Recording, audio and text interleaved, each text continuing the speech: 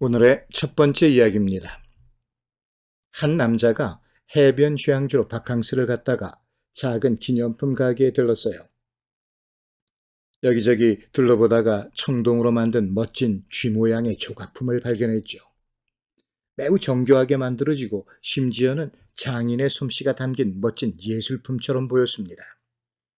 사내는 그것을 반드시 사야겠다고 생각했습니다. 그런데 다른 상품들과는 달리 그 조각에는 가격표가 붙어 있지 않았어요.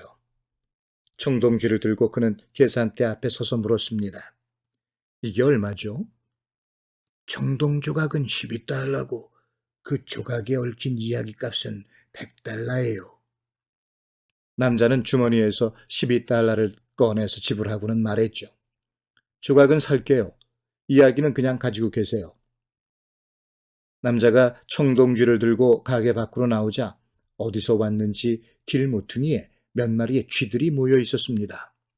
그리고 그가 걸어가자 그 뒤를 쫓아오는 것이었어요. 그가 발걸음을 옮길 때마다 하수구에 있던 더 많은 쥐들이 모여들었습니다. 남자는 불안한 마음이 들었습니다. 그래서 더 빠르게 걸음을 옮겼죠. 그러자 쥐들도 그의 뒤를 따라 더 빨리 뛰어오는 것이었습니다. 이제 수천 마리에 달하는 쥐들이 시끄러운 소리를 내며 그의 뒤를 쫓았습니다. 남자는 미친 듯이 해변을 향해 뛰기 시작했죠. 얼핏 뒤를 바라보니 세상에 모든 쥐가 모인 듯 수백만 마리의 쥐들이 미친 듯이 달려들고 있었습니다.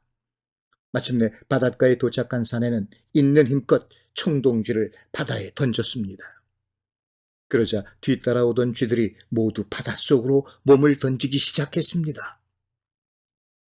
그 모습을 뒤로 하고 남자는 서둘러 기념품 가게로 되돌아갔습니다.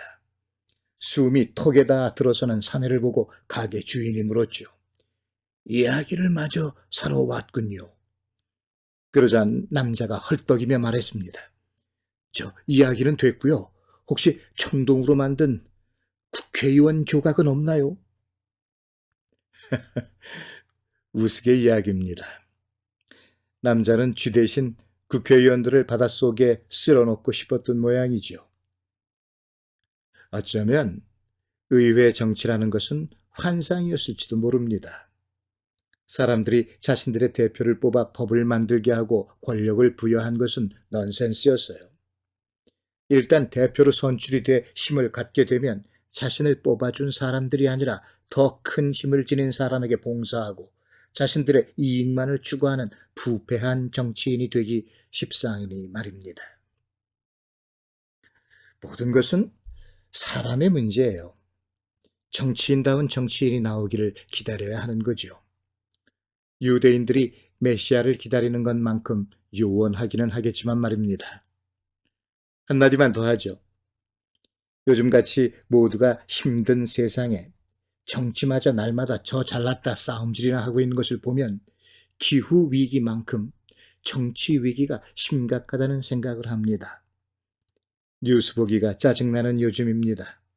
그래서 우스개 하나 던져봤습니다. 두 번째 이야기. 한 젊은이가 같은 마을에 사는 아름다운 농부의 딸을 사랑했습니다.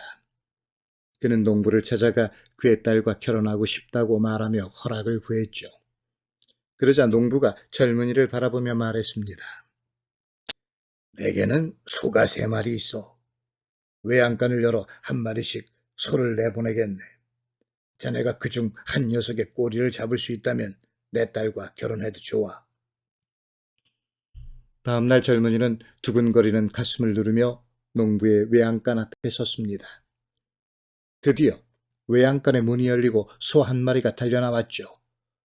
그 소는 그가 이제껏 본 소들 가운데 가장 크고 사나워 보였습니다. 순간 그는 이 소는 아니라고 생각했어요. 아무래도 다음 소를 기다리는 것이 낫겠다고 말이죠. 그는 소가 달려가도록 비켜서고 말았습니다. 다시 문이 열리고 두 번째 소가 모습을 드러냈습니다. 그런데 그 소는 앞의 소보다 덩치가 2배는 큰 것 같았습니다. 급히 달리지도 않고 씩씩거리며 발로 땅을 차고 젊은이를 노려보고 있었죠. 젊은이는 울타리 쪽으로 몸을 피했습니다. 그야말로 공포 그 자체였습니다. 정말 무시무시한 소였어요. 그렇게 두 마리의 소를 보내고 젊은이는 마지막 소가 나오길 기다렸습니다. 문이 열리고 나타난 것은 그가 기대했던 그런 소였습니다. 늙어 몸이 여이고 힘없이 비틀거렸습니다. 젊은이는 바로 이거야 라고 속으로 외쳤습니다. 그리고 소가 다가오자 재빨리 소의 뒤쪽으로 돌아 꼬리를 낚아채려 했습니다. 그런데 이 세 번째 그 소에게는 꼬리가 없었습니다. 우리의 삶에는 많은 기회가 있습니다. 어떤 이는 그것을 쉽게 이용하지만 또 다른 이는 그러지 못합니다.